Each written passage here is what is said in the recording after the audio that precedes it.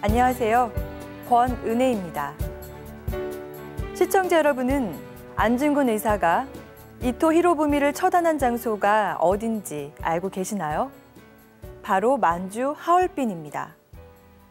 그런데 이 하얼빈의 본래 명칭은 아사달인데요. 한민족 시원 역사 경전이자 인류 창세 시대의 종교 경전인 환단고기에는 아사달을 아침 태양이 빛을 비추는 땅이라고 했습니다. 그리고 아사달은 고조선의 첫 수도였습니다.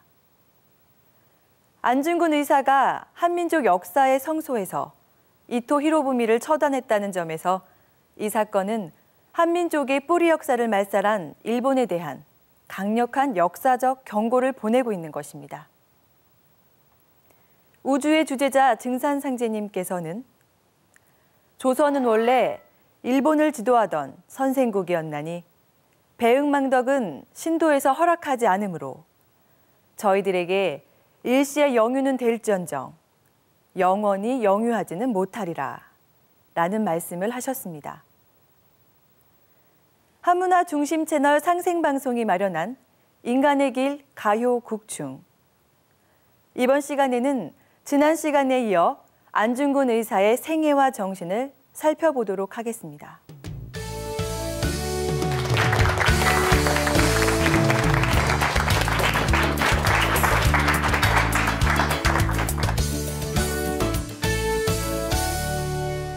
예, 1강에 이어서 2강에서 다룰 내용은 안중근이라고 하는 인물이 어떻게 살았는가, 생애에 대해서 대략적으로 살펴보려고 합니다. 사실 이토를 하얼빈에서 총으로 쏘고 세상을 떠나기까지 따져본다면은 안중근 의사 같은 경우에 1879년생이기 때문에 대략적으로 계산해 보았을 때 만 30년 조금 지나서 그 정도의 시간밖에 살지를 못했습니다. 그러니까 지금 생각해 보면은 상당히 젊은 나이에 스스로 그 목숨을 나라에 바친 그런 인물인 셈인데요.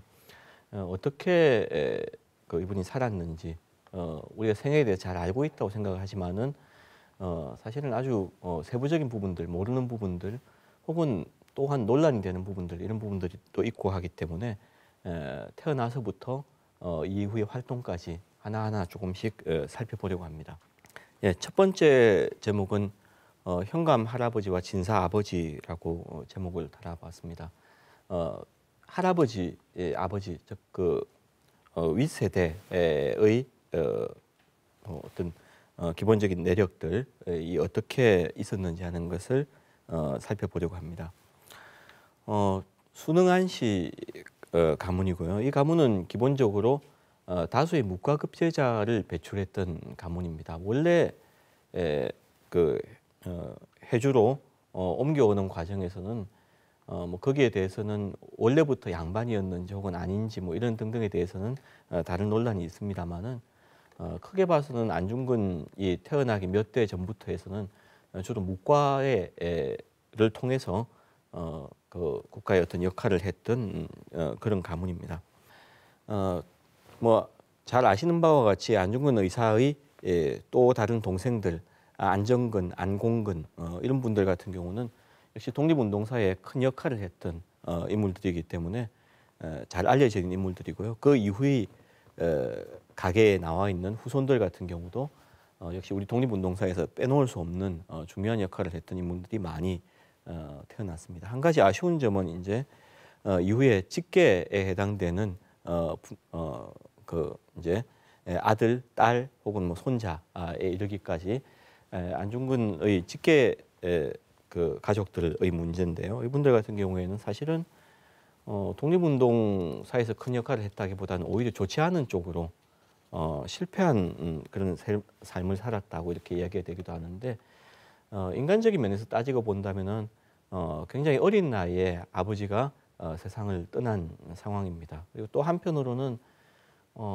그 안중근의 그 이름 자체가 굉장히 높았기 때문에 거기에 대한 커다란 부담감 이런 것들도 크게 작용을 했을 것입니다. 1920년대, 30년대 지나가게 되면은 일본 쪽에서 그 가족들을 활용하기 위해서 뭔가 어떤 선전에 활용하기 위해서 또 동원되는 그런 측면도 있었기 때문에 인간적으로 본다면 굉장히 불우한 삶을 살았던 그런 분들이라고 할 수가 있습니다. 지금 말씀드리고자 하는 할아버지 안인수 같은 경우 아래쪽에 나와 있는 내용, 할아버지의 이름은 인수이다. 성품이 어질고 후덕했으며 가산이 풍부하였다. 도내에서는 자선가로 이름이 알려졌다. 이것은 안중근 의사의 자서전 가운데서 나오는 구절입니다. 할아버지에 대한 기억 그리고 할아버지에 대해서 안중근 의사가 알고 있는 내용은 대체로 이런 정도가 됩니다. 진해 영감을 했다고 했는데 실제로 관직으로서 진해 영감을 했던 것은 아니고요. 그러나 그만큼 벼슬까지 올라갔다고 하지만은 오히려 유명했던 것은 돈이 많았던 부자로 유명했습니다. 그래서 안중근 같은 경우에는 지금 자선가라고 얘기를 했는데 재미있는 것은 일본 쪽의 기록들, 초기의 수사 기록들을 보면은 이 할아버지 안인수에 대해서 굉장히 나쁘게 묘사를 합니다. 억지, 남들한테 억지를 부려서 돈을 뺏고 온갖 지주로서의 나쁜 짓을 많이 했던 그런 인물이었다. 이렇게 수사의 내용에 나와 있습니다만은 그 부분은 사실은 상당히 어떤 혐오의 감정, 이미 안중근이 이토를 쓰러뜨리고 나서 이후의 수사 과정에서 나온 거기 때문에 최대한 악인으로 묘사를 하기 위해서 할아버지 같은 경우는 그렇게 몰아갑니다. 분명한 것은 상당히 가산이 넉넉한 집안이었다.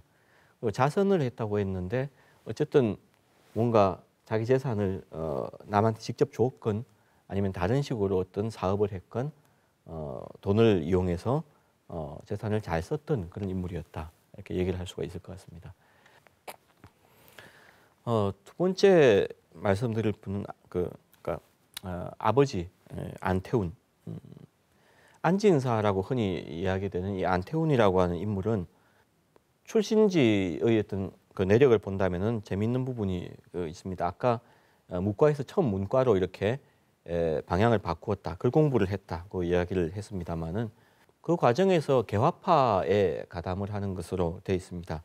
62년생이고요. 84년에 유학생으로 선발되어서 아마도 박영효가 여기에 관여한 것으로 되어 있습니다만은 일본으로 유학을 떠날 뭐 그런 상황에 놓여 있었습니다. 근데 그 과정에서 정치적인 상황이 바뀌면서 실제로 유학을 떠나지는 못하고 박영효, 즉 이끌고 가야 될 인도를 해야 될 박영효는 망명을 하기 때문에 이 안태훈 같은 경우에는 은거할 결심을 하게 됩니다.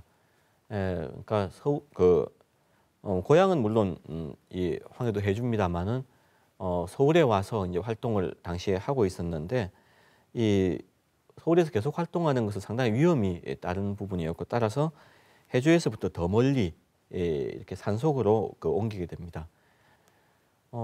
나중에 안중근 같은 경우에 사냥을 하는 이야기가 꽤 등장을 합니다. 사냥을 하기에도 굉장히 좋은 환경, 깊은 산속이었기 때문에 그런 환경을 갖추고 있었습니다. 이 안태훈에 대한 이야기는 안중근 자서전에서는 이렇게 되어 있습니다. 6 형제 중에서도 셋째라고 아까 말씀을 드렸죠. 아버지는 재주와 지혜가 뛰어났다. 그래서 8살, 9살, 8, 9세 때에 사서 삼경을 통달했고 또 13, 14세 때에는 과거 시험에 쓰이는 문체들, 옛날 과거 시험의 문체라고 하는 게 굉장히 까다롭습니다. 정해진 격식이 있기 때문에 거기에 맞추어서 글을 짓도록 하는 것이기 때문에 그것을 익히는 것이 과거 시험 치를 사람들한테 굉장히 중요한 일이었는데 그것을 13, 14세 때 모두 익히셨다. 이렇게 이야기를 하고 있습니다. 안태훈 진사의 모습이 왼쪽에 있고요. 오른쪽에 조마리아 여사. 많이 이제 요즘 연극이나 이런 데 보면은 그 아들한테 떳떳하기를 권하고 뭐 이런 것을 위해서 많이 등장을 하는 인물입니다만은 어머니의 사진이 남아 있습니다. 천주교의 문제가 이제 그다음 등장을 합니다. 안중근 집안이 천주교로 들어가는 일 자체도 방금 말씀드린 동학군과의 싸움과 연계가 되어 있습니다. 왜냐하면은 안태훈이 일으켰던 안진사가 일으켰던 의병대들이 나중에 동학군을 물리치고 나서 군량을 확보를 하게 됩니다. 이 군량이 나중에 문제가 되는데 정부에서는 그 군량이라고 하는 것은 원래 동학군들이 관곡을 관리인 누구누구의 곡식을 뺏어갔던 거다. 그러니까 그것을 다시 돌려줘야 된다 하는 것이 하나였고, 또 하나는 의병이라고 모아놓고 나서 동학군을 공격할 때까지는 좋은데 그 뒤에까지 마을에 모여서 같이 살고 있으니까 불순한 의도가 있는 게 아니냐 하는 것으로 이제 그 실제로 정부에서 조사가 나오게 됩니다. 이 조사 과정에서 안태훈이 서울로 가서 일종의 구명운동을 하게 됩니다. 개화파와 상당히 관련이 있었기 때문에 어떻게 하면은 이 위기에서 벗어날 수 있을 것인가 고민했을 것인데, 그때 이제 도와주게 되는 것이 바로 이제 생각해낸 그 계획이 뭐였냐면은 천주교로 들어가는 거였습니다.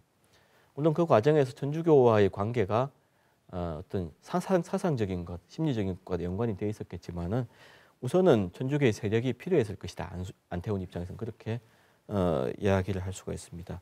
그래서 안태훈이 이후에 이 그 천주교의를 공부하는 도구를 가지고 청계동으로 와서 청계동 사람들이 모두 천주교에 입교를 하게 됩니다. 천주교에 입교한 이후부터 이 안중근 집안은 황해도 입장에 그 일대에서 함부로 건드릴 수 없는 집안이 되고 맙니다. 뭔가 하면은 정부 입장에서 천주교가 가지고 있는 어떤 배경, 특히나 프랑스를 중심으로 한 서구 제국의 배경이 굉장히 강했기 때문에 일종의 보호막 역할을 처음에는 했던 것이라고 할 수 있습니다. 근데 안중근 경우에는 그것과는 조금 다릅니다. 아버지는 상당히 그 생존을 위한 그런 부분이었다면은 안중근 같은 경우에는 스스로 입교를 하게 되고 입교에서 굉장히 열심히 활동을 하게 됩니다.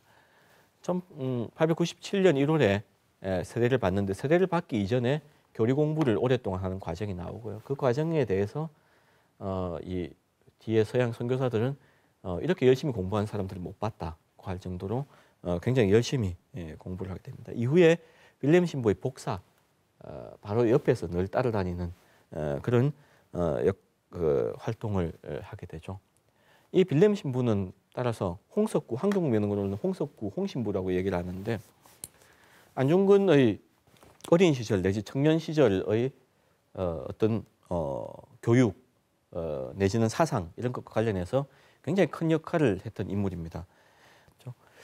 어쨌든 이런 관계, 윌렘 신부와의 관계는 서로 상당히 오랫동안 믿음이 형성되는 그런 관계였고요. 또 기본적으로 외국어를 포함해서 세계에 대한 많은 지식을 윌렘 신부를 통해서 획득을 하게 됩니다. 프랑스어를 몇 달간 배웠었다는 이야기라든가 혹은 세계에 대해서, 정세에 대해서 이 윌렘 신부와 주고받는 이야기라든가 이런 것들이 나옵니다. 자, 또 하나 세계를 천주교를 통해서 지식을 배우는 과정에서 대학 설립 운동을 하게 됩니다. 이게 그 대학이라는 게 오늘날 말하는 대학처럼 아주 큰 것은 아마 아니었을 것이고 전문적으로 지식을 가르칠 수 있는 주로 이제 천주교가 당시 프랑스 쪽이었기 때문에 프랑스의 그 박사들을 모셔다가 한국 사람들을 가르쳤으면 좋겠다고 이야기를 합니다. 시기가 정확하지 않기 때문에 몇 가지 견해가 있습니다만은 대략 1899년 정도쯤이라고 이제 추정이 되고요. 윌렘 신부와 함께 옆에 있었기 때문에 서울에 있는 미테일 주교한테 찾아가서 대학을 설립하자고 청원을 합니다. 그런데 미테일 주교가 거기에 대해서 반대를 하죠. 반대를 한 이유는 뭐 아주 현실적인 문제도 있었을 겁니다. 그렇긴 하지만은 기본적으로 내세운 것은 그것이 종교를 믿는 데 도움이 되느냐 하는 게 논점이었어요. 안중근 입장에서는 종교를 믿는 것도 물론 좋고 중요하고 훌륭한 일이지만은 지식을 얼마나 많이 잘 배우느냐 그게 훨씬 중요했는데 그래서 대학을 설립해달라고 이제 얘기를 했는데 거기에 대해서 반대를 합니다. 이 실패를 한 이후에 고향에 돌아오고 나서 이제 했던 것이 굉장히 유명한 말이긴 한데 약간 과장된 측면도 오늘날에 이제 전해질때는 과장된 측면도 좀 있습니다. 분한 마음으로 얘기하기를 스스로 천주교 진리는 믿을 만하지만은 외국인의 심정은 믿을 수 없다. 이 미테일 주교라고 하는 사람은 결국은 외국인이었다고 이야기를 합니다. 그리고 프랑스 말 배우던 것도 그만두었다. 프랑스 말은 윌렘 신부가 사실 가르치고 있었는데요. 말 배우는 것을 관두는 것이 뭔가. 그래서 벗이 왜 그동안 배우는 것을 관두냐. 사실은 안중근 같은 경우에 배움에 대한 열망 이런 것들이 굉장히 강했던 인물이고 총을 잘 쏘았다. 뭐 이런 것으로만 알려져 있습니다만 사실은 그 이전에 무언가를 배우려고 하는 이런 생각이 굉장히 강했던 인물입니다. 무슨 까닭에 그만두는가 하니까 일본어를 배우면 일본의 종놈이 되고 영어를 배우면 영국의 종놈. 그러니까 프랑스 말을 배우면 내가 프랑스 종놈이 될 거 아니냐. 그래서 관둔 거다. 이런 이야기를 합니다. 굉장히 강도 높게 뭐 이야기를 했습니다만은 이게 뭐 언어의 어떤 민족주의라기보다 그 당시의 상황, 굉장히 대학 설립이라고 하는 것이 정말 필요하다고 생각했던 것이 이루어지지 못한 데 대한 어떤 분노, 이런 것들이 굉장히 강하게 표출된 그런 하나의 사례라고 할 수가 있습니다. 이제 한국어에 대한 이야기. 한국이 위세가 높아지면 세력이 커지면은 결국은 한국어가 통용될 거 아니냐. 지금 어떻게 보면 많이 생각해 볼 수 있을 만한 법한 얘기지만은 저 당시에 저런 생각을 하기는 사실은 그렇게 쉽지 않았던 상황이었고 더욱이 외국어를 전혀 모르는 사람이 저런 이야기를 할 수는 있는데 외국어도 배우고 배워야 되겠다 생각하는 사람이 할 수 있는 이야기는 아닌데 그 점에서 좀 특별한 부분이 있다고 이야기를 할 수가 있습니다. 상하이 여행의 배경과 결과라고 했는데 이게 뭐 어떻게 보면은 크게 어떤 조선의 어떤 어려움에 대한 것이 하나의 배경이라면 또 하나의 직접적인 배경은 러일 전쟁과 관련이 있습니다. 홍신부, 아까 빌렘 신부죠. 빌렘 신부가 말하기를 정세를 이야기를 해줍니다. 러시아가 이기면은 러시아가 한국을 주관할 거고 일본이 이기면은 일본이 한국을 관할하게 될 것이다. 어찌 위태롭지 않겠느냐. 러일 전쟁 큰 사건, 조선에서 그리고 중국 땅에서 벌어지고 있는 큰 전쟁에 대해서 서로 이제 문답을 주고받았을 텐데 직접적으로 이야기를 해주는 거죠. 조선은 이제 큰일 났다. 저 전쟁은 어떤 결과가 나오든 조선에게 대해서는 굉장히 불리한 결과를 가져올 것이다. 어떻게 할 건가 고민을 하게 됩니다. 날마다 신문과 잡지, 여러 나라 역사를 연구하며 읽고 있었다. 당시에 그랬다는 것이고. 그래서 과거와 현재 그리고 미래의 일들을 미루어 추측했었다. 이러이러하게 되지 않을까. 그래서 결정한 것이 근거지를 옮기는 것이었어요. 생각을 해보니 상하이 중국 땅에는 우리 교포가 많고 또 나름대로 자리를 잡고 있는 분들도 꽤 있고 있기 때문에 거기로 가서 한번 새로운 활동을 해보자.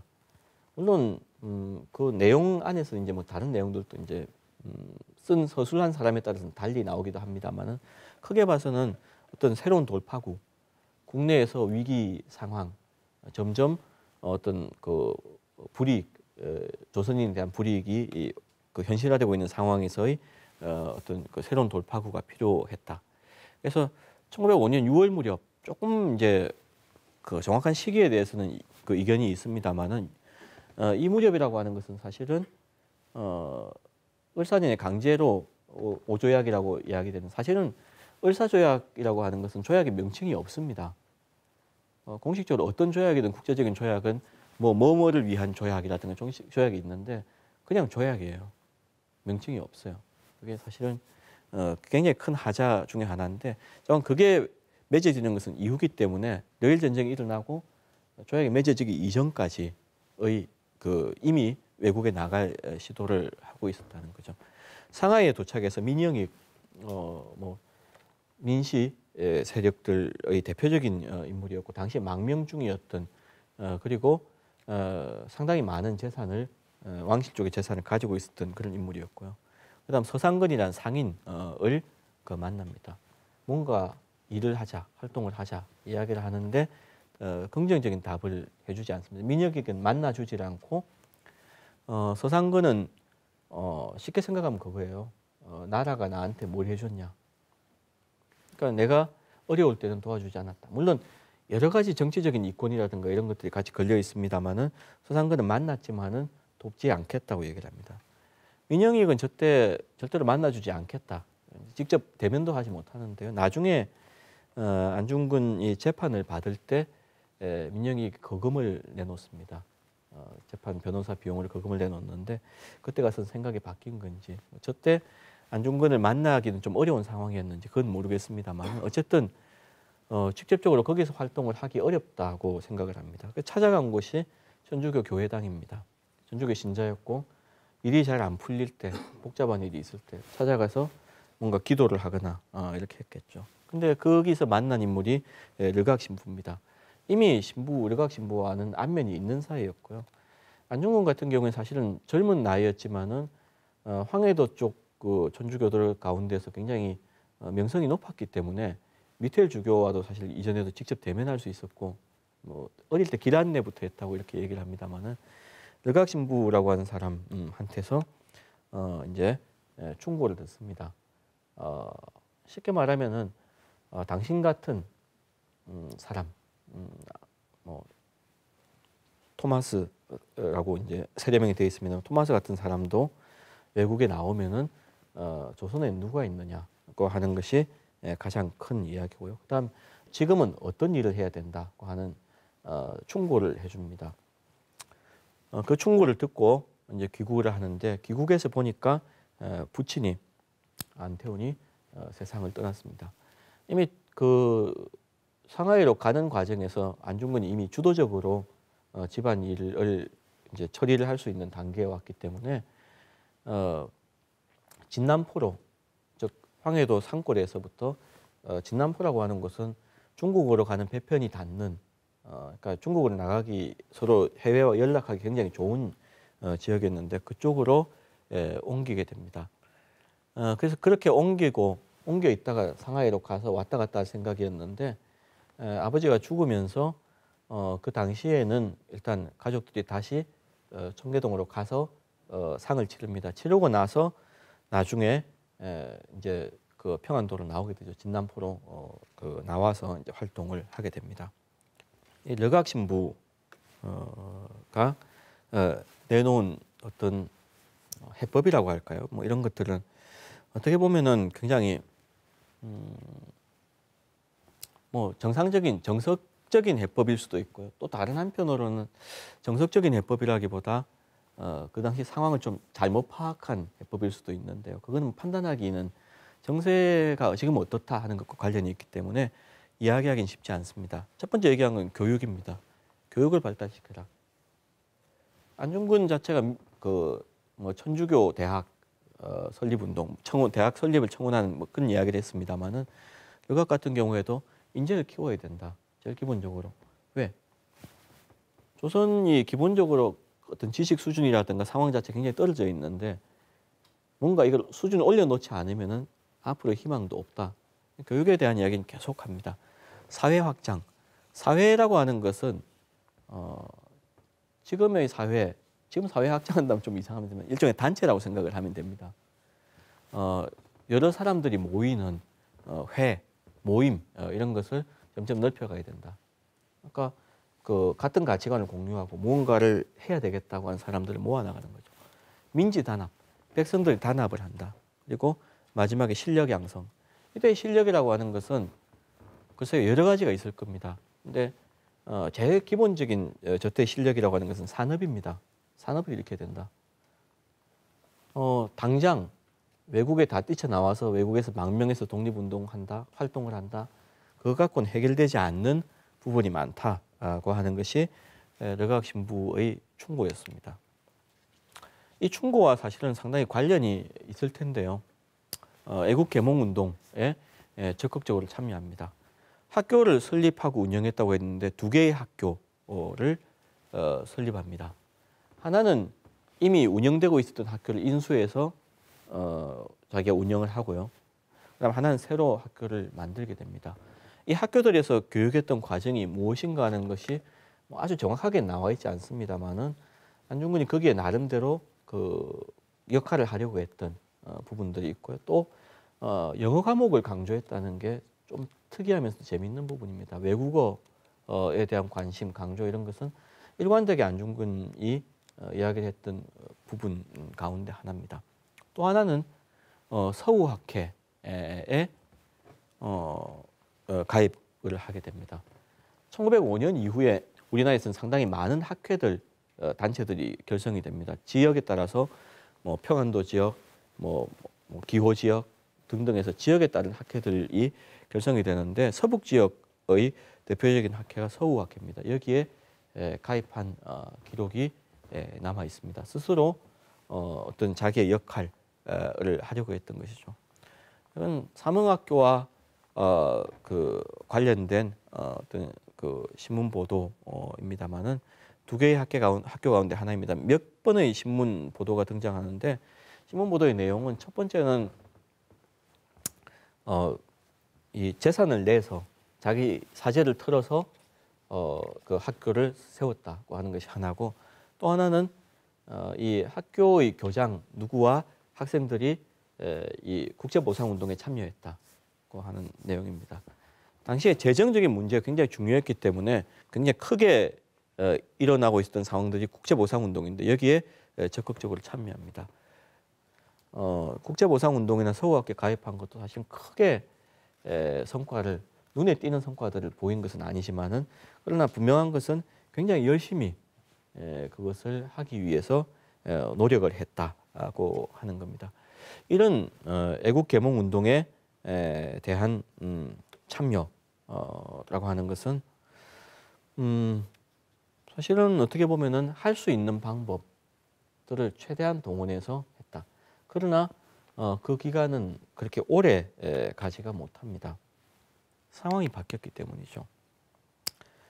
간도에서 블라디보스토크로 이렇게 되어 있습니다만은 해외 활동을 이제 하게 됩니다. 아까 상하이에 잠깐 나갔었다고 했지만은 그때는 갔다가 준비를 하는 과정에서 계몽운동부터 하자고 돌아왔죠. 돌아왔는데 지금은 나갈 수밖에 없었던 그런 상황인 거죠. 좀 이것은 화백이 그린 뭐 당시의 그림은 아니고요. 최근에 그린 이 그림입니다만은 군대 예산과 관련돼 있는 그림입니다. 가장 큰 사건을 든다면은 1907년에 이제 간도를 거쳐 가지고 블라디보스토크로 이렇게 가게 되는데 가장 큰 계기가 됐던 것은 역시 광무 황제를 폐위한 것. 더 직접적인 계기는 바로 군대 예산 이렇게 됩니다. 1907년이라고 하는 시점은 어떻게 보면은 1905년에 이미 오조약을 통해서 일본의 외교권을 비롯해서 아주 실권들을 국가의 실권들을 거의 다 뺏겼던 상황이었다면은 7년에는 그나마 남은 것도 완전히 뺏기고 황제까지 갈리는 그런 상황이었죠.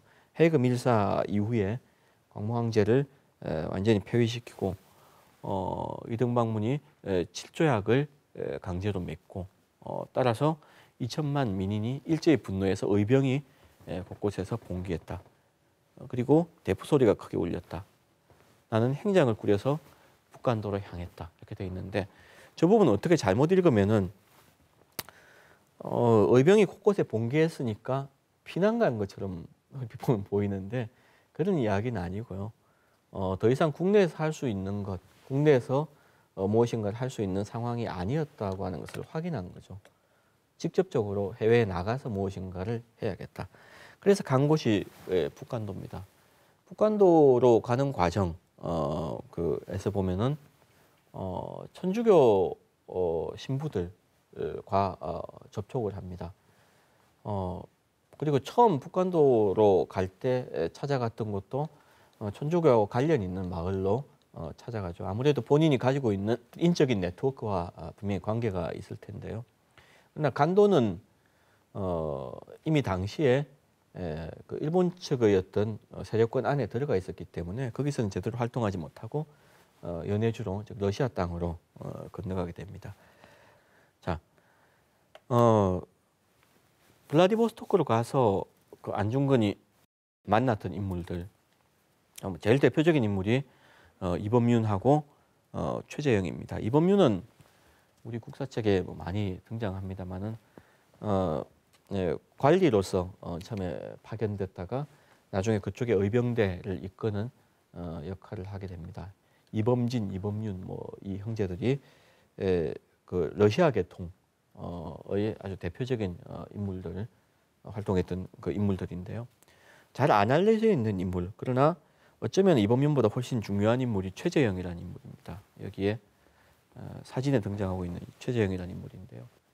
함경도 쪽 그 지역 출신 사람들 가운데서 제일 성공한 인물입니다. 함경도 출신 사람들이 이제 연해주로 건너가서 거기서 농사를 짓는 것부터 시작해서 나중에 도로 공사를 하는 뭐 감독 역할도 하고 무역도 하고 뭐 이렇게 하면서 가장 성공한 사람 두 사람이 최재형과 최봉준이라고 하는 두 사람인데 그 사람 가운데서 이 인물 최재형이라는 인물을 있었고 이 인물과 함께 활동을 합니다. 나중에 안중근 같은 경우에는 대체로 최재형파로 분류가 됩니다. 안중근이 러시아에서 자리 잡는데 가장 핵심적인 역할을 했던 인물이고 이 최재형, 최봉준과 관련해서 이제 해조신문 지금 뭐 기사가 있습니다만은 여기에 그 안중근이 글을 그 나중에 실게 됩니다.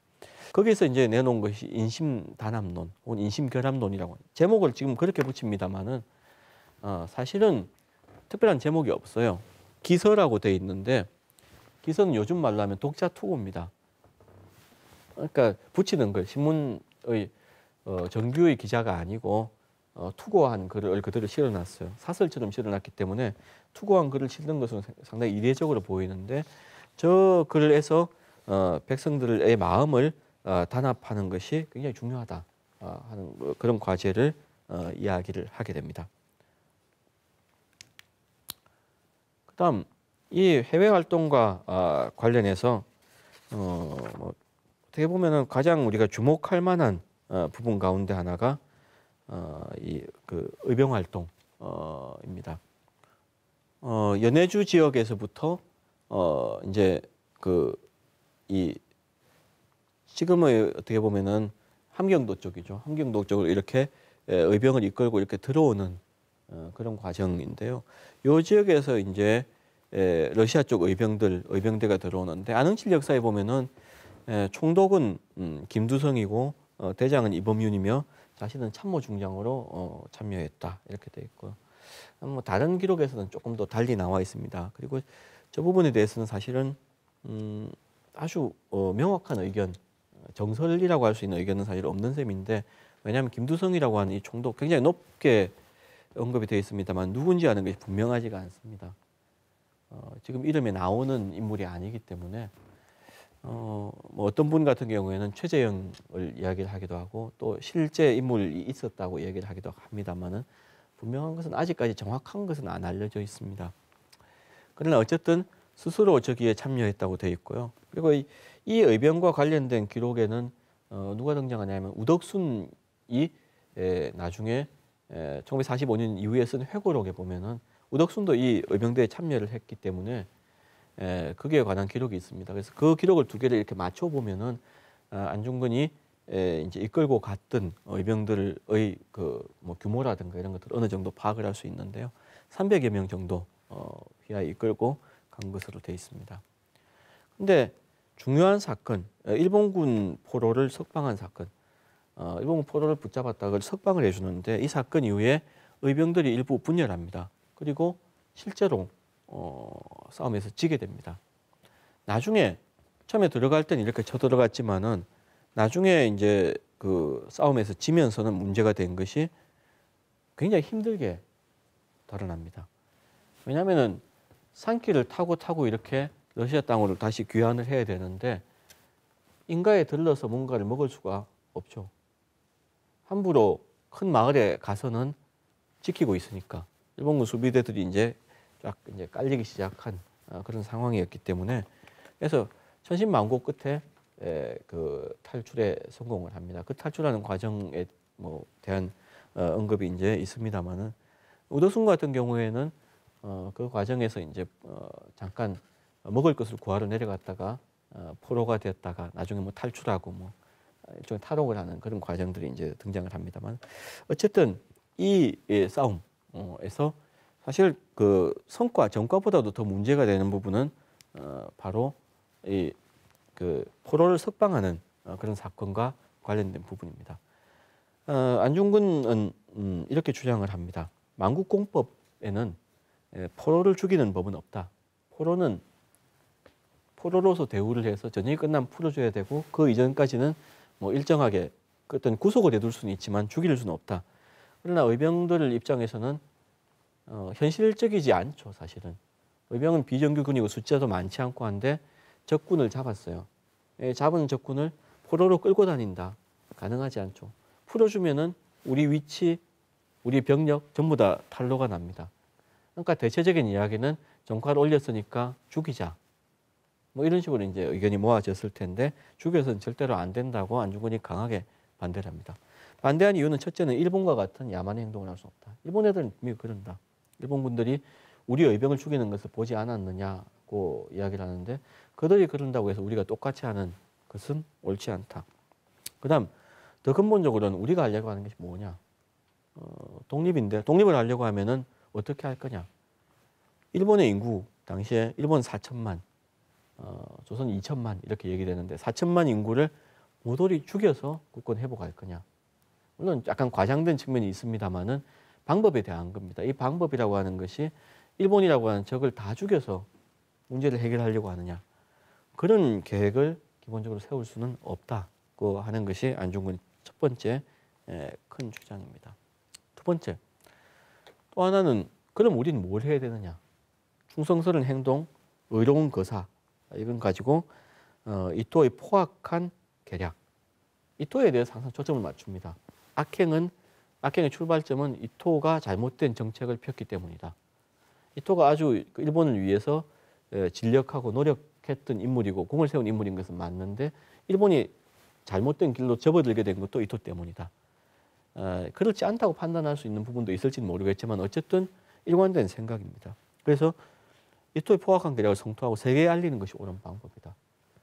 그러니까 조선이 인정받는 방법은 일본이 행하고 있는 거짓을 폭로하고 그것을 바로잡고 세계로부터 인정을 받는 것이 옳은 방법이다. 이런 주장을 하게 됩니다.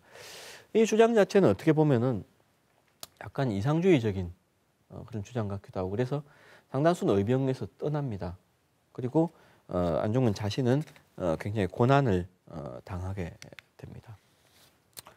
뭐 이거는 그 석방 사건 자체가 굉장히 중요한 부분이기 때문에 그 부분을 잠깐 옮겨봤습니다. 대략적인 내용만 말씀을 드리면은 이런 겁니다. 포로들한테 물어보니까 다 그 일본군의 신민이고 그래서 이들이 나올 때 천황의 성지, 그러니까 일본 백성들한테 너희 왕한테 무언가를 그 받들지 않았느냐. 근데 그 천황이 뭐라고 했냐면은 러일전쟁 선전서에서 동양 평화 혹은 대한 독립 이런 이야기를 그 했는데 지금 왜 이러냐는 거죠. 원래 얘기하고 달라진 게 뭐 때문이냐.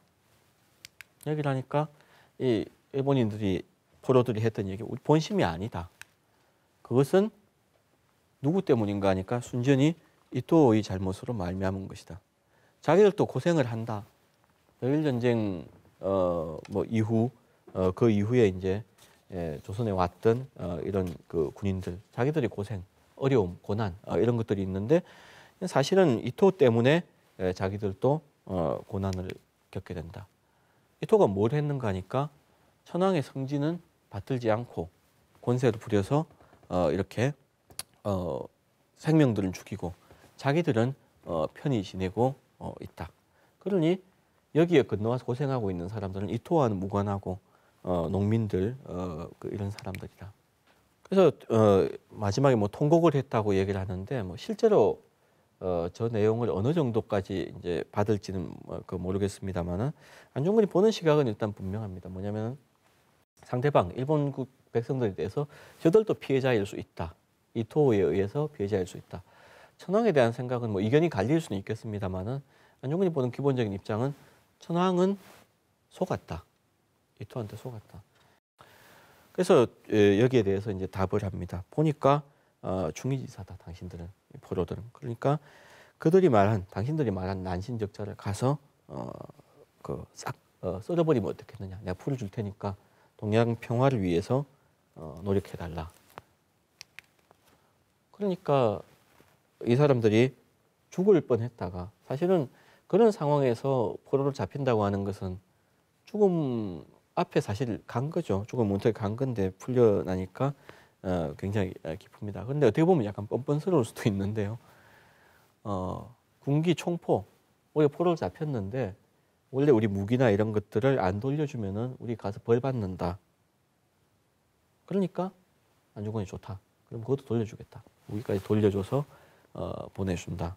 그래서 신중하게 큰일을 도모하라고 얘기를 합니다. 이 사람들이 정말 큰일을 도모했는지 하는 것은 사실은 알 수가 없습니다만은 이렇게 거듭거듭 이제 감사를 표하면서 돌아갔다. 일종의 믿음이죠. 안중근이 인간에 대해서 특히나 어떻게 보면 적군일 수 있는 이 사람들, 일본 백성들 혹은 일본인 일반에 대한 믿음. 일본인 전체가 나쁜 사람이다. 그건 아니다. 그들을 나쁘게 이끌고 있는 사람이 있고 혹은 나쁘게 이끌고 있는 정책이 있고 그래서 그것을 제거해야 된다. 그것이 당장 전투에서 몇 명 죽이고 말고 하는 것보다 훨씬 중요하다고 이야기를 합니다. 그건 어떻게 보면은 전쟁 자체로 본다면은 글쎄요, 동의하기 좀 어려운 부분이 있죠. 만약에 여러분들 전쟁터에 나갔는데 대장이 이 포로를 풀어주면서 뭔가 이상주의적인 얘기를 했다고 하면 자기 입장에서는 굉장히 이제 힘든 그런 부분들이 분명히 있을 텐데요. 그러나 안중근의 어떤 생각, 사유를 단면을 가장 잘 보여주는 그런 사건 가운데 하나입니다. 이 단지동맹, 우리 잘 알고 있는 단지동맹을 하게 되는 것은 그 이후입니다. 의병활동에서 패해서 의병전쟁에서 어떻게 보면은 스스로는 패군지장이라고 얘기를 합니다. 그게 진짜 패했다고 할 수 있을지 없을지 오늘날 입장에서는 뭐 갈리겠습니다만은 패해서 돌아와서 할 수 있는 거 무엇을 할 건가? 조금 더 이제 다른 방향, 의병 활동을 하는 것과는 다른 방향을 모색을 하게 됩니다. 그래서 뜻이 맞는 동지들을 모아서 일종의 손가락을 자르면서 서로의 결심을 보이는 단지동맹. 단지동맹의 목적이 뭐고 참여한 사람이 정확하게 누구누구고 하는 것은 사실은 정확하게 밝혀져 있지는 않습니다. 그 당시의 신문기사에 몇 가지 나와 있긴 합니다만은 취지서라든가 이런 것들이 아주 명확하게 돼 있지는 않고요. 일본 쪽에서 파악한 것은 또 보면은 굉장히 뭔가 더 잔인한 행동을 하려고 한 거라고 이렇게 얘기가 돼 있는데 그거는 바로 받아들이기는 어렵고요. 그래서 이게 자체가 어떻게 보면은 하나의 상징처럼 이렇게 돼 있는 뭐 바닥 도장입니다만은 어떻게 보면은 위기 뭔가를 하기 어려운 상황에 몰렸을 때의 결심을 보여주는 것이고요.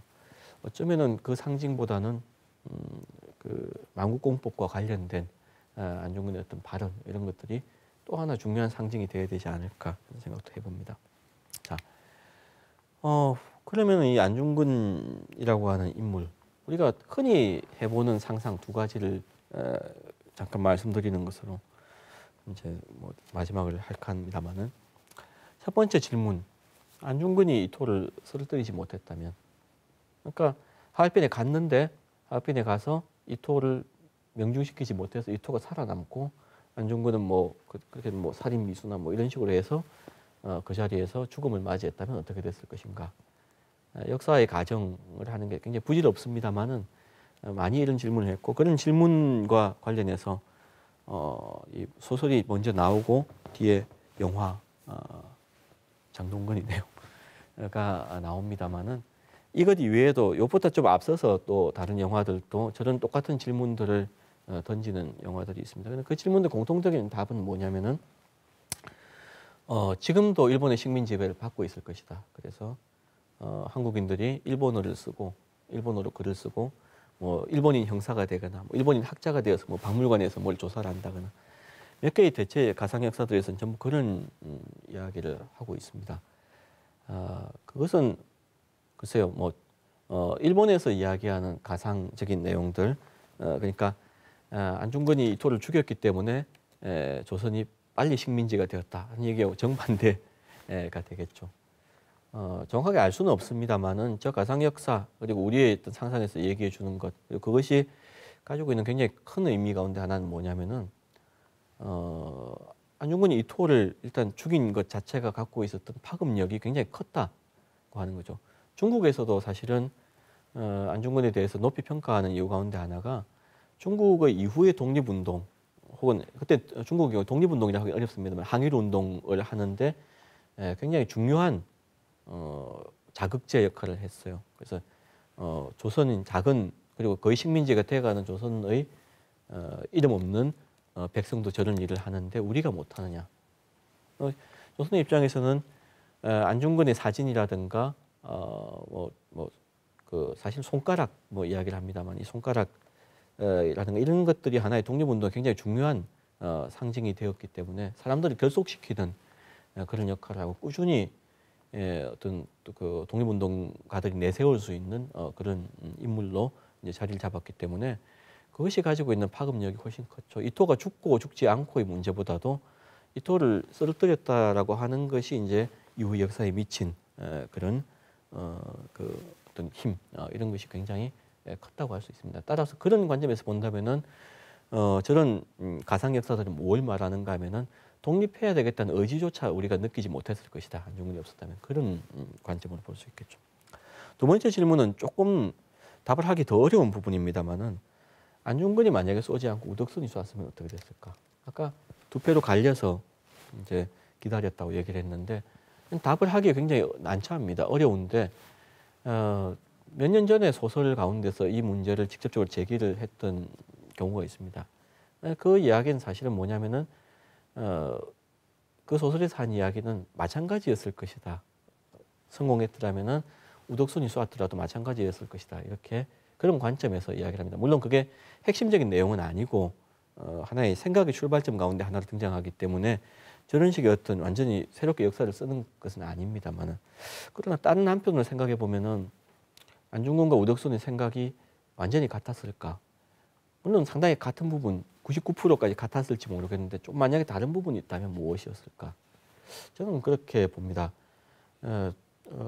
우덕순이 나중에 쓴 회고록에 보면 이런 이야기가 나옵니다. 안중근과 서로 약속하기를 누가 먼저 쏘든지 적을 쓰러뜨리되 최대한 많은 적을 쏘자. 그러니까 총을 가지고 무기를 가지고 들어가서 이토를 쓰러뜨리고 이토 이외에 힘닿는 대로 총알이 남을 때까지 다른 일본인들도 쏘아서 쓰러뜨리자고 이렇게 같이 약속을 했다고 자기 회고록에 그 우덕순이 기록을 하고 있습니다. 안중근이 지금까지 보여준 어떤 모습들과 그것은 많이 달라 보입니다. 안중근 같은 경우에는 포로를 풀어준다든지 아니면 저격의 순간에서 어떻게 보면은 굉장히 명사수였던 것은 일단 분명히 잘 알려진 사실인데 명사수임에도 불구하고 이토를 쏜 세 발 이외에 다른 세 발은 치명상을 입히지 않았다고 하는 것은 전혀 다른 문제라는 거죠. 그 와중에서 내가 다른 죄 없는 죄라고 하는 것은 이토만큼의 큰 죄를 짓지 않은 사람을 죽이게 된다면은 큰 잘못이다. 이런 이야기를 하고 있습니다. 예, 그것은 따라서 역사에 가정을 하는 것은 좀 이상하긴 합니다만은 그리고 안중근과 우덕순이 달랐다고 얘기를 하기는 또 어려운 부분이 있습니다만은 저건 안중근이 남아서 동양평화론을 쓰고 그 동양평화론이 최근에 재조명되면서 우리가 얻을 수 있는 혹은 더 생각해 볼 수 있는 거리가 더 많은 것은 아닌가 하는 생각을 해봅니다. 물론 우덕순이 동양평화론을 썼을 수도 있겠죠. 그러나 그것은 지금으로서는 알 수 없는 그런 내용입니다. 따라서 우리가 생각해 볼 것은 그런 것입니다. 시대가 영웅을 만들었다. 안중근이 마지막에 쓴 이제 자기 노래 장부가라고 하는 데서 시대와 영웅의 관계를 이야기를 합니다. 때가 영웅을 만든다고 이야기를 하고 자기는 그런 영웅이 사실 되었다는 이야기인데 그때의 모든 사람들이 안중근과 같이 되지는 못했죠. 그것은 때가 영웅을 만드는 것은 굉장히 제한적인 부분이고 내가 영웅이 되기 위해서 물론 영웅이 되기 위해서 하는 것은 아닙니다만은 내가 무엇인가를 하기 위해서 큰 일을 하기 위해서 도대체 무엇을 준비하고 어떤 일을 해야 할 것인가 하는 데 대한 뭐 그런 생각 안중근을 보면서 어쩌면은 그런 생각을 더 많이 해봐야 될 것이 아닌가. 그러니까 그대로 따라서 외국의 누군가를 죽인다든지 그 어떤 우리의 뭐 독립운동에서 굉장히 중요한 인물이긴 합니다만은 독립운동에 나선다든지 독립운동을 할 수 있는 상황과 그런 시대가 주어지지 않는다면 문제가 또 다르기 때문에요. 그런 것들을 보다 더 많이 생각해보는 그런 계기로 안중근을 한 번 더 생각을 해봐야 되지 않을까 합니다. 그 이외에 뭐 다른 생각들은 그렇습니다. 스스로 한번 생각을 더 깊게 해보는 것이 좋지 않을까 하고요. 제 이야기는 이것으로 일단 마치겠습니다.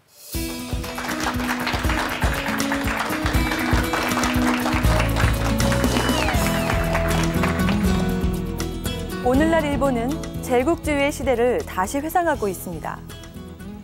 아시아와 세계의 평화를 위협하는 일본에게 100여 년 전 던진 안중근 의사의 경고는 아직도 진행 중입니다. 오늘 순서는 여기서 마무리하겠습니다.